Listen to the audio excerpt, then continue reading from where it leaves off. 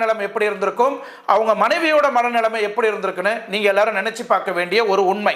இதுல உண்மை இருக்கா பொய் இருக்குன்றது கடைசி வரைக்கும் இந்த வீடியோவை பார்த்தா உண்மையிலே அங்க என்ன நடந்திருக்கிறதுன்றத நான் உங்களுக்கு பின் டு பின் அப்டேட் பண்றேன். ஏன்னா அந்த அளவுக்கு உண்மைத்தன்மை இருக்கு.